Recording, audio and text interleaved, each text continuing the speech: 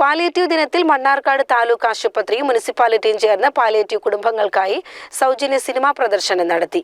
ചെമ്പകശ്ശേരി സിനിമാസുമായി സഹകരിച്ചായിരുന്നു പരിപാടി.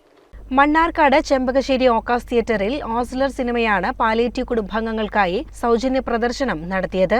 തുടർന്ന് ലഘുഭക്ഷണ വിതരണവും ചെയ്തു. ഇന്ന് ലോക പാലിയേറ്റീവ് ദിനമാണ്.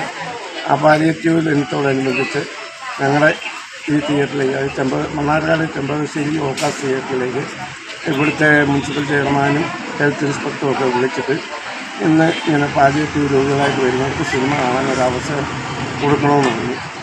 അതിനുവേണ്ടി നമ്മൾ സന്തോഷത്തോടെ അവിടെ നിന്ന് വന്ന എല്ലാവരെയും തന്നെ ഞങ്ങൾ തിയേറ്ററിലേക്ക് കയറ്റി. Mannarkkad municipal chairman Muhammad Basheer, palliative care സംഘാടകരായ KG Chandrika, John, PP Deepika, Ramya, Anitha, theatre manager Jimmichan എന്നിവർ പങ്കെടുത്തു.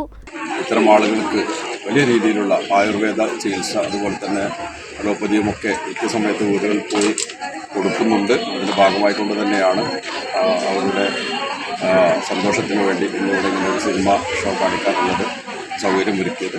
അതോടൊപ്പം തന്നെ അടുത്ത ദിവസം തന്നെ അവരുടെ ഒരു ടൂറ് തീരുമാനിച്ചിട്ടുണ്ട്. CCN മണ്ണാർക്കാട്.